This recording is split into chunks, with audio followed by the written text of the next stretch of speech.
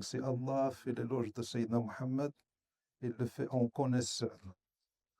Nous, si on ose faire l'éloge de Sayyidina Nabi sallallahu alayhi wa sallam, c'est par manque de politesse et parce qu'on ne sait pas de quoi on parle, qu'Allah subhanahu wa ta'ala nous pardonne. Comment un petit peut décrire et parler d'un grand. Vous savez, c'est comme si tu te mettais devant une grande montagne et toi tu es tout petit à côté. Et tu dis, elle est grande, elle est immense, elle est partout, elle est... Au fait, tu n'es pas en train de décrire la grandeur de la montagne puisque tu ne peux pas la voir déjà. Tu es en train de décrire ta petitesse. Donc, en parlant de Sayyidina Nabi sallallahu alayhi wa sallam, on parle de notre petitesse et de notre ignorance de cet homme sallallahu alayhi wa sallam. Et ce soir, c'est les jours de la naissance de Sayyidina Nabi sallallahu alayhi wa sallam. Et pourquoi célébrer cet événement et quel enseignement tirer et comment mettre en pratique ces enseignements. Il faut dire que Sayyidina Nabi sallallahu alayhi wa sallam est né en Arabie, dans une zone aride où il restait des séquelles de la religion abrahamique. On adorait Allah, on parlait d'Allah, mais c'était que des restes. Comme nous maintenant, on parle de l'islam et d'Allah, de Sayyidina Muhammad, sans savoir ce qu'on est en train de dire. Et Sayyidina Nabi sallallahu alayhi wa sallam est né dans cet environnement d'ignorance où la religion n'avait pas une grande partie, ne faisait pas partie de la vie des hommes, où Allah subhanahu wa ta'ala était là que pour la forme et par les paroles. Et quand on est loin de la lumière d'Allah, on croit qu'on vit. Quand on est loin d'Allah, on croit qu'on vit, mais on ne vit pas. D'ailleurs, quand on est loin d'Allah, notre seul souci devient nos besoins matériels. Croire qu'on est né pour manger et dormir et procréer, c'est vraiment très réducteur pour nous et réducteur pour Allah.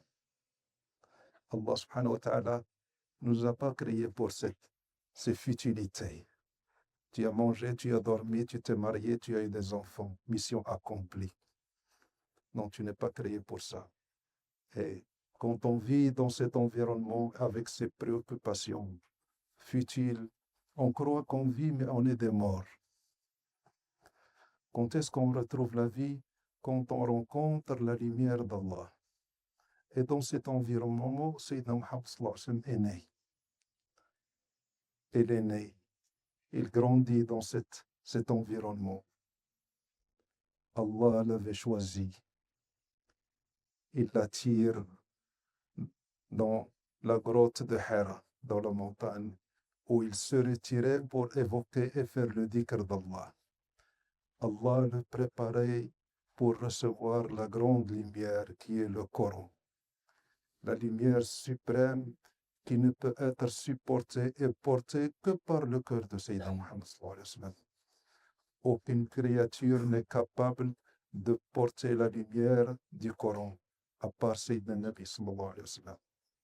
Et Allah le préparait avec sa prédisposition, avec ses retraites de dhikr, et un jour il reçoit la révélation. La révélation, ça veut dire que l'ange porteur de cette lumière descend vers Sayyidina Muhammad sallallahu alayhi wa sallam pour déposer cette lumière dans son cœur. Donc là, on a deux naissances. La naissance du corps et la naissance du cœur.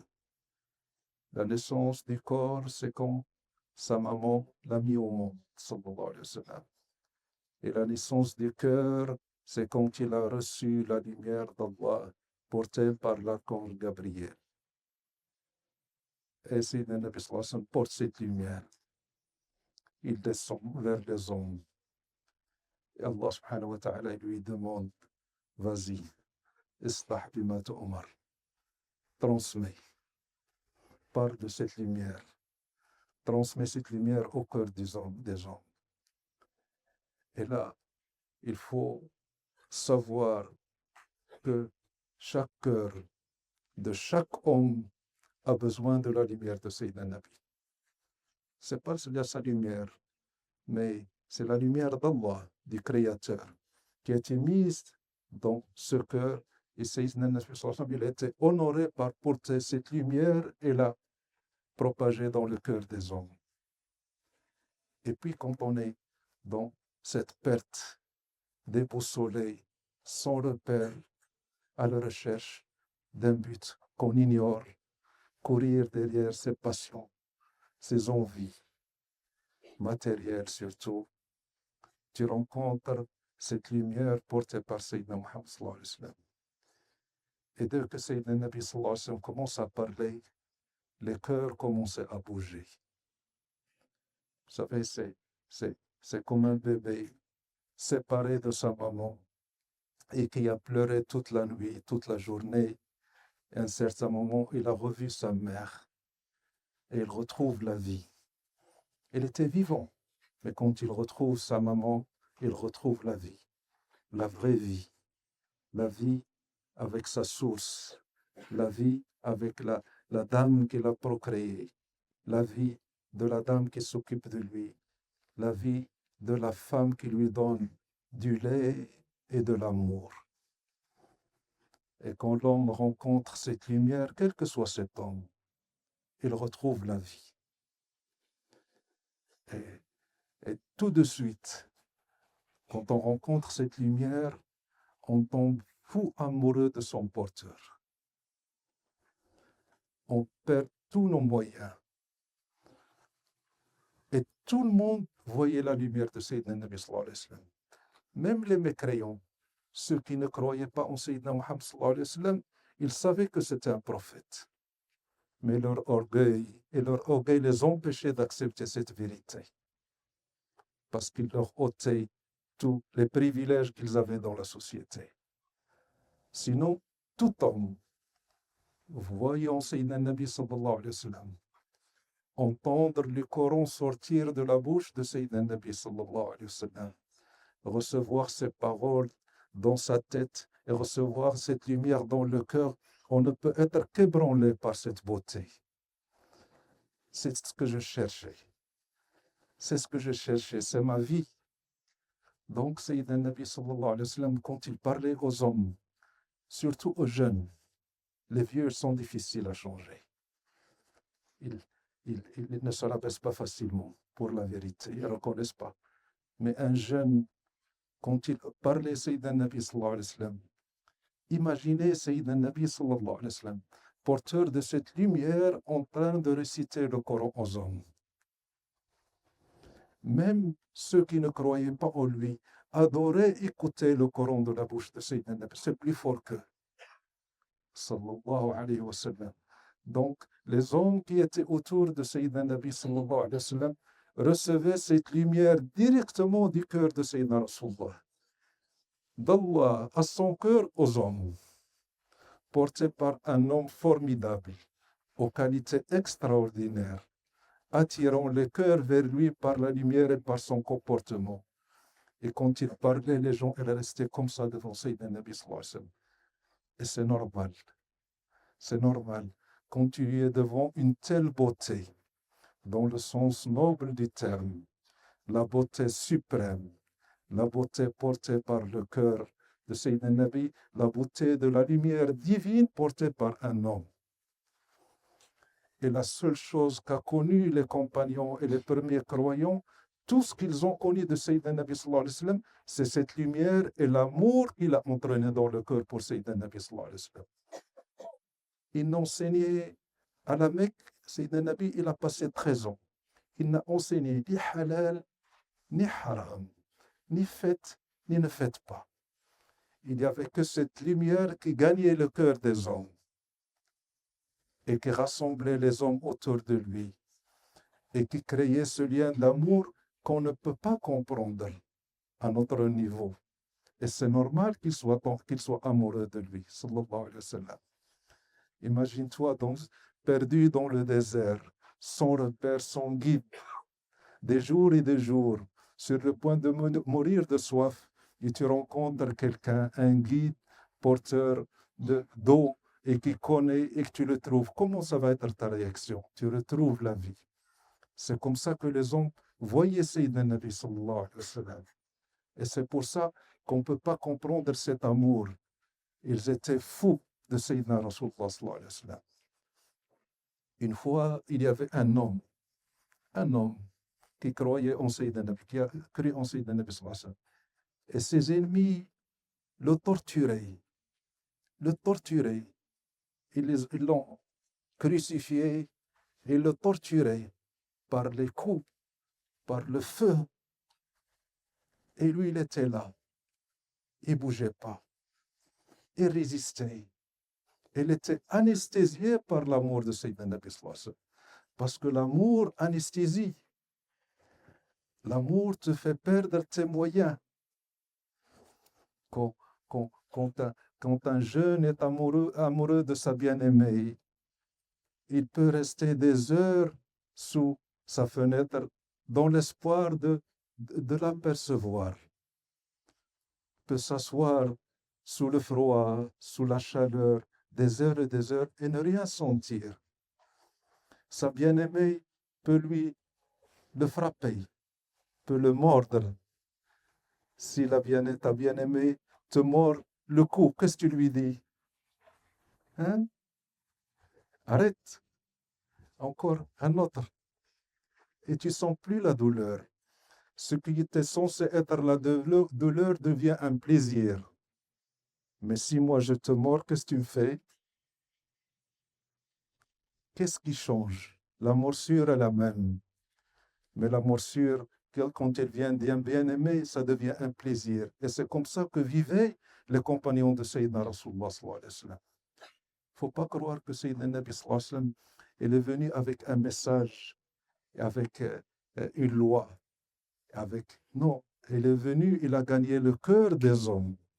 Ce qui liait l'entourage de Rasulullah sallallahu alayhi wa sallam, c'est cette lumière et l'amour de Rasulullah pour cette lumière qu'il portait. Et cet homme, sous la torture, ne sentait rien. Alors un homme, quand il a vu sa résistance à la douleur et qu'il ne réagissait même pas, il est venu chez lui. Il m'a dit, t'es pas fou, toi. Mohammed, il est tranquille dans sa maison. Et toi, tu es en train de te couper en morceaux. Pourquoi? Qu'est-ce qu'il t'a fait, Mohammed? Tu ne voudrais pas qu'on le ramène lui à ta place pour qu'il goûte un peu la souffrance qu'il t'a causée à toi? Alors cet homme lui a répondu, lui dit, tu sais, coupez-moi en 1000 morceaux, mais plus agréable que savoir que Sayyidina Rasulullah a été touché par une épine dans le bas de son pied. Tout ça, ça n'a aucune valeur. Mais il ne faut pas qu'une épine touche le pied de Rasulullah sallallahu alayhi wa sallam. Donc, cet amour dans lequel baignaient les compagnons de Sayyidina Rasulullah sallallahu alayhi wa sallam, c'est quelque chose qu'on ne peut pas comprendre. On ne peut pas comprendre. Parce que pour comprendre cet amour, il faut rencontrer cette lumière. Il faut rencontrer les hommes d'Allah porteurs de cette lumière qui attire les cœurs vers eux et vers l'amour de Sayyidina Rasulullah sallallahu alayhi wa sallam. Et Sayyidina Nabi sallallahu alayhi wa sallam, après cette deuxième naissance, la naissance du cœur, il a pu fédérer autour de lui les hommes, pas par l'épée, pas par la conviction, pas par les paroles, mais par le cœur, par l'amour. Tout ce qui illustrait les croyants, c'était l'amour de Rasulullah sallallahu alayhi wa sallam. Cet amour fou. Et quand on retrouve et quand on vit cet amour, on retrouve la vie, la vraie vie. Je suis créé pour ça. J'étais loin, égaré. Ma vie était perdue. Alhamdulillah, je viens de retrouver ma vie pour la raison pour laquelle Allah m'a créé. C'est le connaître et connaître sa lumière. Et cette lumière, elle est portée par cet homme. Donc, ces hommes-là, d'ailleurs, leur station, elle est intouchable. Et personne ne peut atteindre la station des hommes qui étaient autour de Rasulullah sallallahu alayhi wa sallam. Parce qu'ils étaient au contact de cette lumière directement, sans intermédiaire. Et ils ont souffert, et ils ont payé de leur vie, de leur argent, de leur famille, de leur commerce pour Nabi sallallahu alayhi wa sallam. Pas pour la seule raison qui les poussait à faire ça, c'est l'amour qu'ils portaient pour Sayyidina Rasulullah sallallahu alayhi wa sallam. La vie. Et celui qui vit son amour, sans amour, il n'a pas connu la vie. Vivre sans aimer, c'est une souffrance. Vivre sans aimer, Rasulullah sallallahu alayhi wa sallam, c'est une grande souffrance. Donc tout le monde souffre et qu'il suffit que l'homme rencontre cette lumière pour qu'il retrouve la vie. Pas de vie sans Rasulullah sallallahu alayhi wa sallam. Parce que pas de vie sans Allah. Est-ce que vous pouvez vivre sans Allah? Hein? Si Allah subhanahu wa ta'ala se retire de l'affaire et qu'il nous laisse, nous livre à nous-mêmes. Si Allah subhanahu wa ta'ala t'abandonne, qu'est-ce que tu vas devenir? Qu'est-ce qu'on va devenir sans Allah? Comment on peut vivre sans le connaître? Comment vivre sans l'implorer? Comment vivre sans l'évoquer? Et Sayyidina Nabi sallallahu alayhi wa sallam, il était porteur de tout ça, sallallahu alayhi wa sallam. Et les gens autour de lui ne vivaient que pour le voir, le servir et être près de lui et mourir pour lui. La vie, c'était la chose la moins chère qu'il pouvait offrir pour Rasulullah sallallahu alayhi wa sallam. À quel point il a pu gagner le cœur des hommes par cet amour et par cette miséricorde, sallallahu alayhi wa sallam. Elle était le père, elle était la mère, elle était le frère, elle était le confident, elle était le conseiller, elle était le guide, elle était la famille. Elle était tout pour tout le monde autour de lui, sallallahu alayhi wa sallam. Quand Sayyidina Nabi sallallahu alayhi wa sallam était marié à Amina, avant la révélation, il était marié à Amina. Et Amina lui a offert un esclave qui s'appelle Zayd. Et cet esclave servait Sayyidina Nabi sallallahu alayhi wa sallam avant la révélation. Et cet esclave, apparemment, il a été kidnappé dans une tribu lointaine et puis ramené et vendu.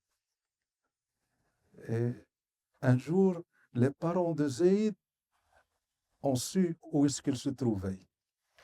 Et ils savaient qu'il était à la Mecque au service d'un dénommé Mohammed. Alors les parents, ils sont venus chez Sayyidina Mohammed. Ils ont dit, oh Mohammed, c'est notre fils. On nous l'a volé. On l'a vendu. Il est là en ton service. Est-ce que tu peux nous le rendre? Ce sont des parents qui ont perdu leur fils.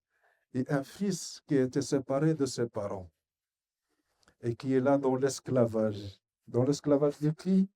De Sayyidina Muhammad sallallahu alayhi wa sallam. Alors on lui dit, est-ce que tu peux nous le rendre? Il a dit, mais j'ai rien à vous rendre. Allez lui demander. Alors les parents, ses propres parents sont venus chez lui. Zayd, notre fils, on t'a retrouvé. Tiens, reviens avec nous. Il lui a dit non, je ne veux pas. C'est lui mon père. Je reste avec lui.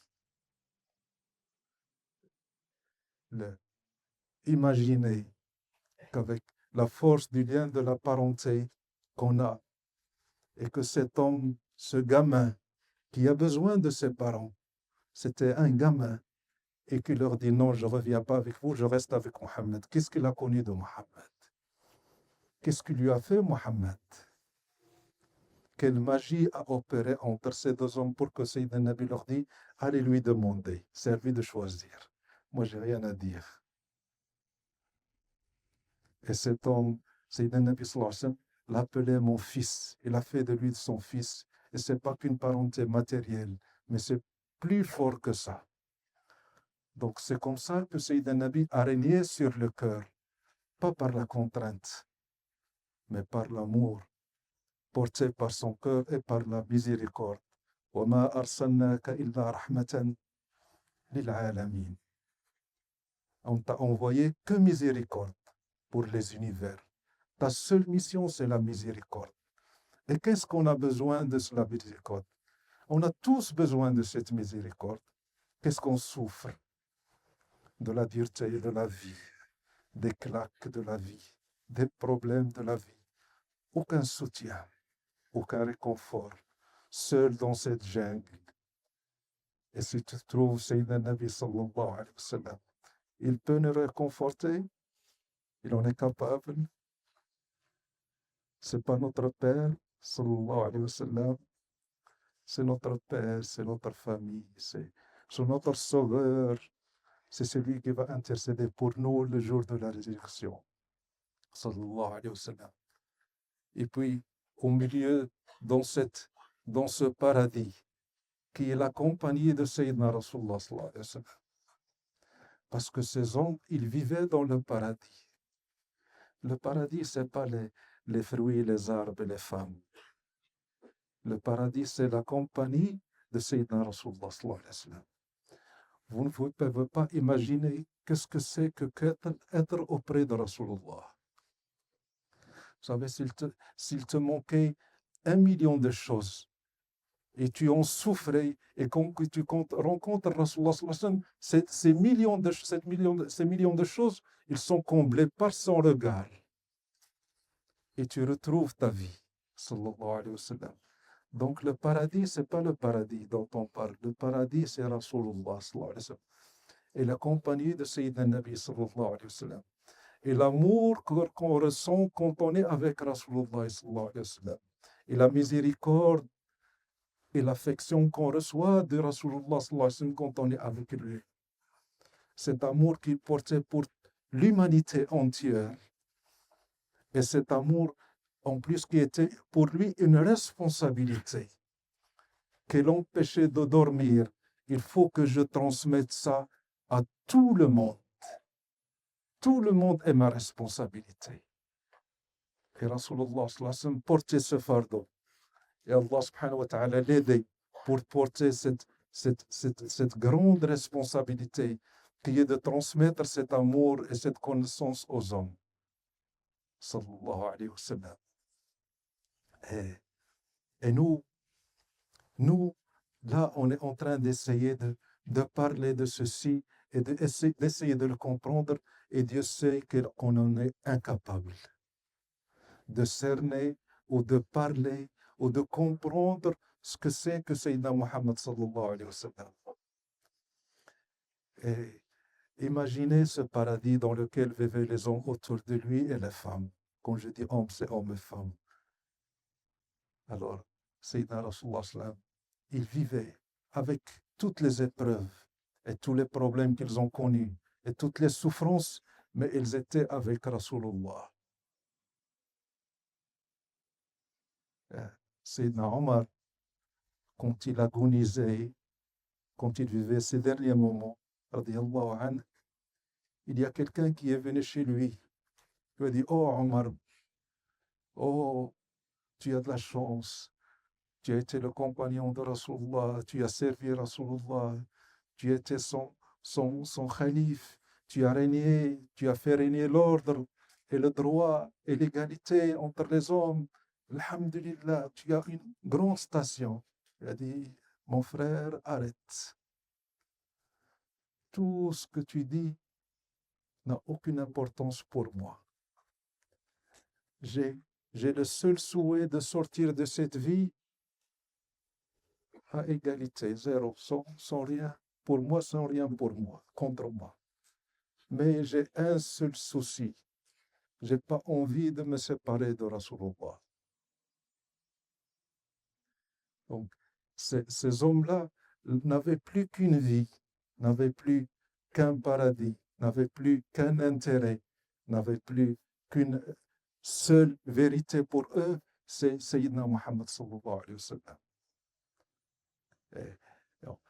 Si c'est nous, après des siècles, on essaie de parler de lui et on ressent ces choses dans le cœur. Comment étaient les hommes qui étaient dans sa compagnie? Un seul regard de lui, un seul sourire sortant de son visage, sallallahu alayhi wa sallam, pouvait transformer la vie des hommes, sallallahu alayhi wa sallam. Et puis arrive quelque chose d'incroyable et d'insupportable et d'incompréhensible.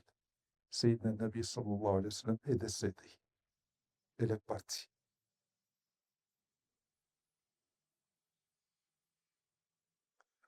Au milieu de tout ce bonheur et de ce paradis et de cet homme qui faisait la vie de tout le monde, un jour il part. Et le vide qui s'installe. Qu'est-ce qu'on va devenir? Et là, les hommes ne savaient pas comment réagir. Parce que c'était quelque chose d'inconcevable et d'inacceptable. Qu'est-ce qu'on va faire? L'homme qui nous a apporté ce bonheur et cet amour et cette lumière n'est plus. On se retrouve orphelin, comme nous maintenant, sans lui. Vivre sans lui, sans sa lumière, sans sa miséricorde, sallallahu alayhi wa sallam. Et là, les hommes autour de Sayyidina Rasulullah sallallahu alayhi wa sallam, ils ont connu cette grande vérité, la grande vérité qui est Rasulullah, et ce que c'était Sayyidina Muhammad sallallahu alayhi wa sallam, et ce qu'il représentait auprès d'Allah, et ce qu'il portait dans son cœur, et que tout le monde avait besoin de lui. Et là, quand Sayyidina Nabi sallallahu alayhi wa sallam est décédé, Sayyidina Omar, son compagnon, son ami fidèle, son serviteur, il prend son épée et il sort. Il dit, celui qui dit que Mohammed est mort, je lui tranche la tête. Ne dites pas Mohammed est mort. Il n'est pas mort. Celui qui le répète, je lui coupe la tête. Elle était dans une rage. Et puis il y a Sayyidina Abu Bakr, encore un ami plus intime, plus fidèle, plus connaisseur, plus savant, plus sage. Abu Bakr, il arrive. Il dit, celui qui adorait Mohammed, Mohammed est mort. Et celui qui adorait Allah, Allah ne meurt jamais. Et là, on se retrouve face à une situation qu'on va essayer de comprendre. Qu'est-ce qui s'est passé? Qu'est-ce qui s'est passé? Pourquoi Sayyidina Omar, il est devenu fou? Qu'est-ce qu'il est en train de dire? Sayyidina Mohammed est un homme. Et à un certain moment, il devait partir. Et là, il sort avec son sabre et qui voulait trancher le cou de chaque personne qui oserait dire que Mohammed est mort. Et il disait vrai, radiyallahu anhu, parce que c'est Omar. Omar, il est connu par son intelligence. Il ne peut pas perdre la raison. C'était un homme de raison. Il était de dire une vérité absolue, que la lumière de Sayyidina Mohammed ne meurt jamais. Si le corps est parti, la lumière est là. Alors ne dites pas qu'elle est morte. Et Sayyidina Abu Bakr, il disait aussi vrai. Il disait, celui qui adorait Mohammed, ça veut dire le corps de Mohammed. Le corps est parti. Et celui qui adorait Allah, ça veut dire la lumière d'Allah portée par le cœur de Sayyidina Mohammed. Cette lumière ne meurt jamais. Elle est restera toujours jusqu'à la fin du temps de Sayyidina Rasulullah sallallahu alayhi wa sallam. Donc cette lumière, elle est éternelle. La lumière de Rasulullah sallallahu alayhi wa sallam. Et c'est elle qui nous a rassemblés aujourd'hui. C'est cette lumière, ce petit bout, micro-bout de cette lumière qui nous rassemble aujourd'hui et qui nous fait enivrer, qui nous enivre par le simple fait de parler de lui, sallallahu alayhi wa sallam.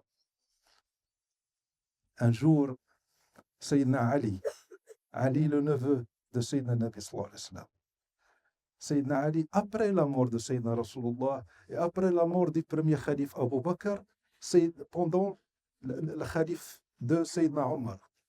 Sayyidina Omar était calife. Et Sayyidina Ali, un très proche, un grand savant et proche de Sayyidina Rasulullah sallam, il dormait.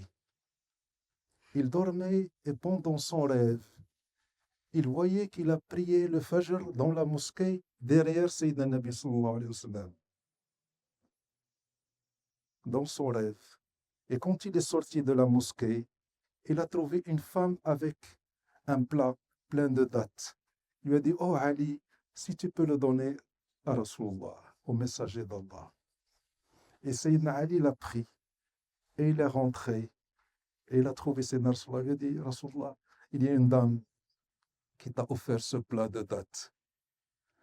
Et Sayyidina Rasulullah sallallahu alayhi wa sallam, il prend une date et la met dans la bouche de Sayyidina Ali. Et Sayyidina Ali, pendant son rêve, il a senti la douceur de cette date dans sa bouche. Comme elle était sucrée. Il sentait, et puis il s'est réveillé. Il s'est réveillé, et c'était juste avant la prière du Fajr. Donc il s'est réveillé, il a fait ses ablutions, et il est allé à la mosquée. Et qui c'est qui était imam à la mosquée? C'est Sayyidina Omar, qui était khalifa, successeur de Sayyidina Rasulullah sallallahu alayhi wa sallam.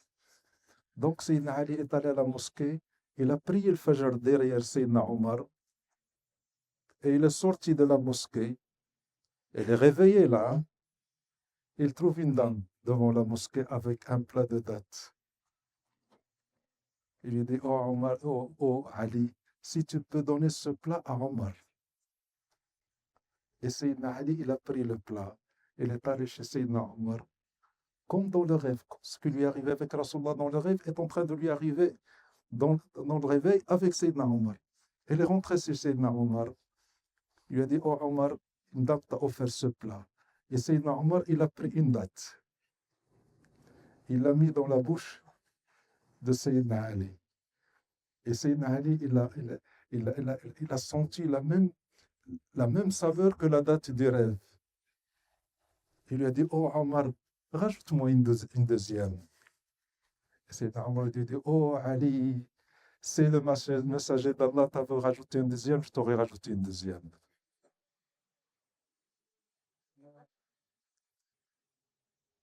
Vous croyez que Sayyidina Rasulullah sallallahu alayhi wa sallam a coupé les liens avec nous? Le lien, il est toujours là avec ses bien-aimés. Et Rasulullah sallallahu alayhi wa sallam, il est toujours là. Il y a toujours des cœurs qui ne se sont jamais coupés de Rasulullah sallallahu alayhi wa sallam, même pas un moment, un instant, une seconde. Toujours avec Rasulullah. Comme disait Sayyidina Abu al-Abbas al-Mursi, si c'est la présence de Sayyidina Rasulullah sallallahu alayhi wa sallam s'interrompait une seconde, j'aurais juré de ma mécréance. Je suis plus croyant, j'ai plus de foi. Je suis toujours avec lui et il est toujours avec moi. Vous croyez que la vie et la mort, c'est selon notre compréhension, la vraie vie, c'est la vie de l'esprit, la vie de l'esprit. Et le seul et le plus grand vivant de toute l'humanité, c'est Rasulullah sallallahu alayhi wa sallam. C'est le seul vrai vivant, sallallahu alayhi wa sallam. Et ce lien ne se coupe jamais avec ses bien-aimés, qui le voient, qui lui parlent, qui le consultent, et qui est avec eux, et qui leur confie des missions, et qui met sa lumière dans le cœur de ces hommes, et que ces hommes transmettent ces lumières autour d'eux. Et c'est ça qui nous rassemble aujourd'hui. C'est bien beau de parler de Sayyidina Rasulullah. C'est joli, c'est beau, c'est délicieux. Mais ça ne va pas s'arrêter là. Ça engendre une responsabilité. Des hommes ont besoin de Sayyidina Mohammed. Sayyidina Mohammed, il n'est pas venu que pour nous. Il est venu pour toute la création. Ne te limite pas à dire je connais Rasulullah, bien je prie sur Rasulullah, ou j'ai connu l'islam, je fais le dhikr. Ça engendre une grande responsabilité. Comment faire connaître Sayyidina Mohammed auprès des hommes? Comment faire sentir cet amour et cette miséricorde de Sayyidina Mohammed dans le cœur des hommes autour de moi? Qu'est-ce que je dois faire? On ne doit pas sortir de cette réunion et dire oh, il y avait un bon dars, alhamdulillah, c'était beau, c'était là. Tout ça, c'est des pensées égoïstes. Pour moi, ce que je ressens, mes sensations, ce que j'ai entendu, le bon moment que j'ai, le bon moment que j'ai passé, non. Ça engendre une responsabilité. Et c'est cette responsabilité qui m'a fait laisser mon pays et mon travail pour être avec vous. Parce que je veux plaire à Sayyidina Mohammed. Et je vais lui dire que j'ai essayé de t'imiter. C'est mon but. Et je veux le rencontrer un jour et qu'il me dise Allah yardalik, qu'Allah soit satisfait de toi. C'est mon souhait. C'est ce qui me fait bouger. Et ce qui doit vous faire bouger, vous aussi. Le jour où vous rencontrerez Sayyidina Muhammad sallallahu alayhi wa sallam, qu'est-ce qu'il va vous dire? Est-ce qu'il sera satisfait de toi? Ou est-ce que tu diras, j'ai entendu parler de toi et je me suis limité à moi? Ou tu diras, oh Rasulullah, j'ai essayé de t'imiter. Comment imiter Rasulullah sallam? J'ai essayé de propager ton amour et ta lumière dans le cœur des hommes autour de moi. J'ai donné de moi, de mon temps, de mon argent pour toi, pour t'imiter, pour être auprès de toi. Et qu'ils te disent Allah yarda alik. Wallahi, ce moment, wallahi, il n'a aucun prix. Un seul regard de bénédiction, de satisfaction de Rasulullah sallallahu alayhi wa sallam efface tout.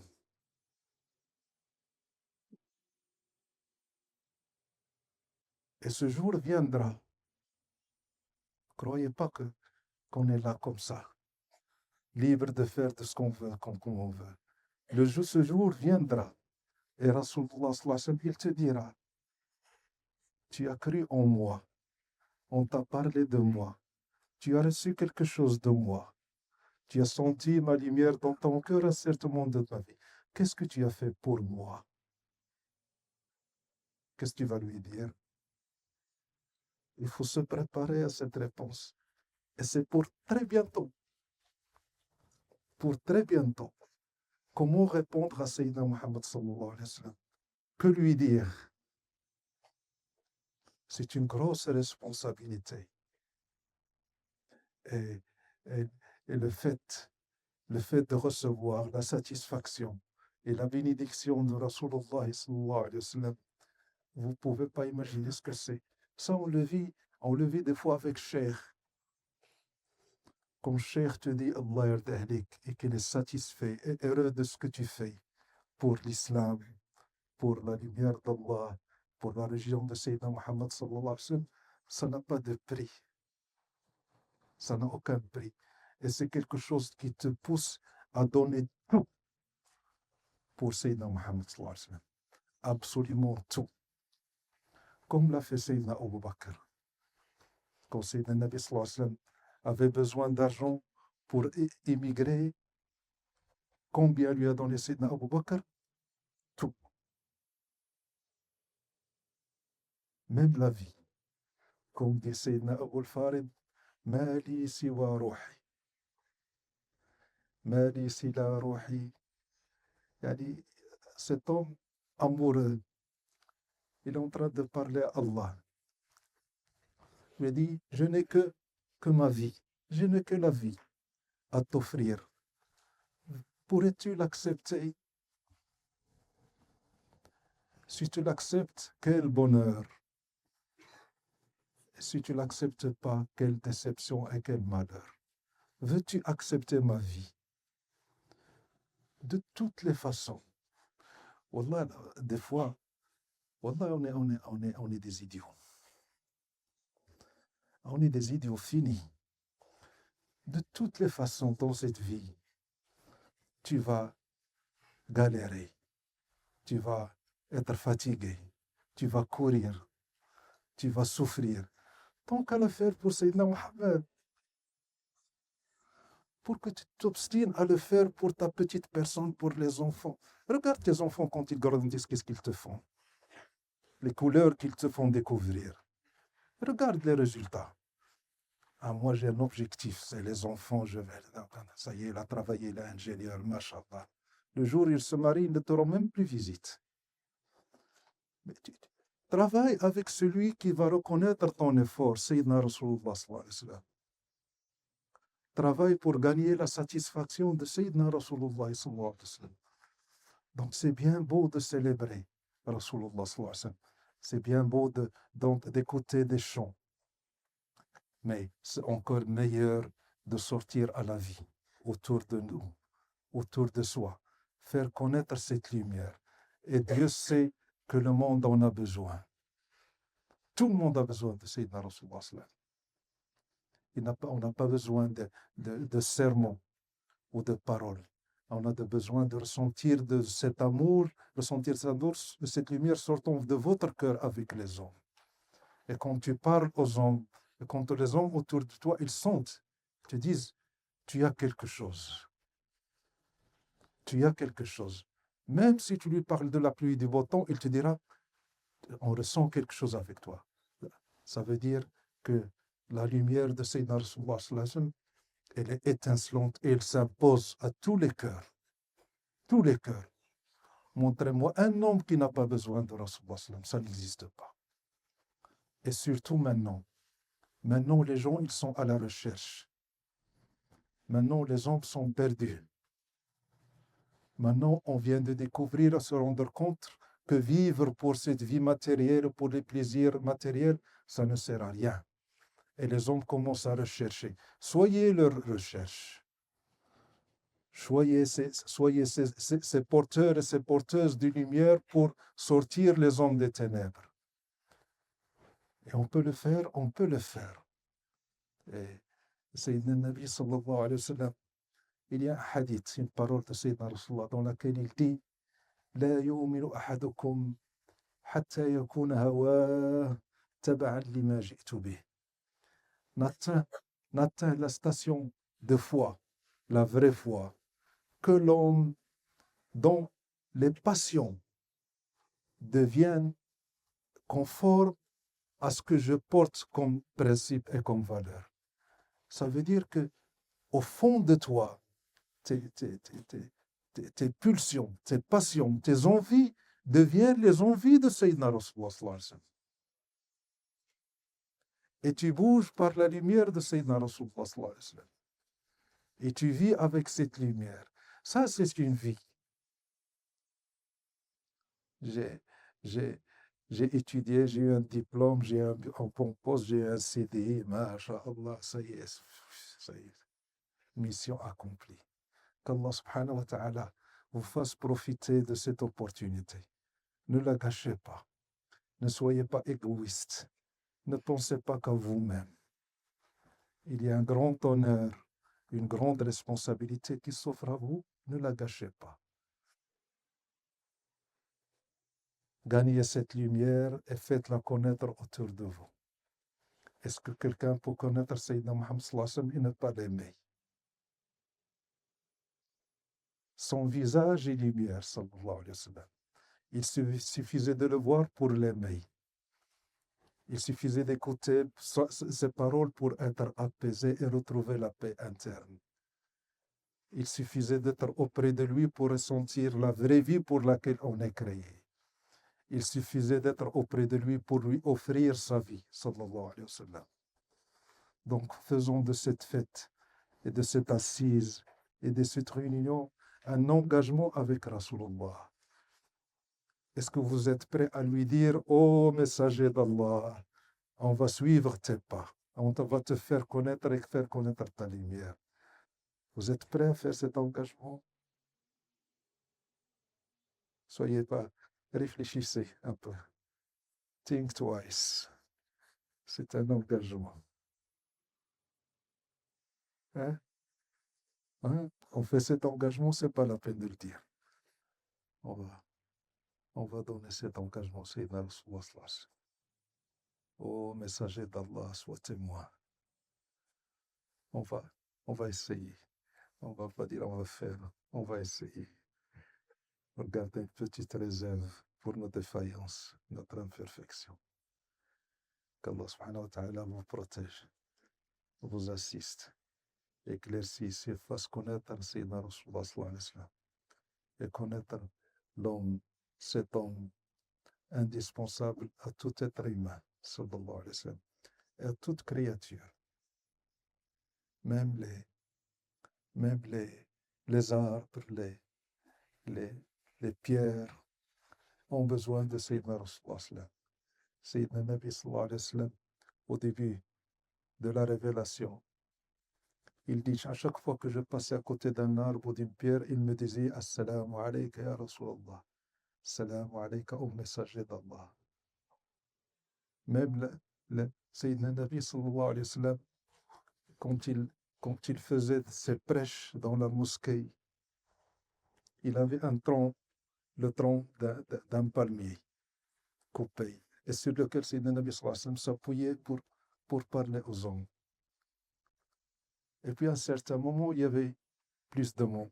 Donc on a mis un minbar, ça veut dire un truc comme ça, une estrade sur laquelle Sayyidina Nabi sallallahu alayhi wa sallam pouvait se mettre pour qu'on le voie et qu'il voie les hommes.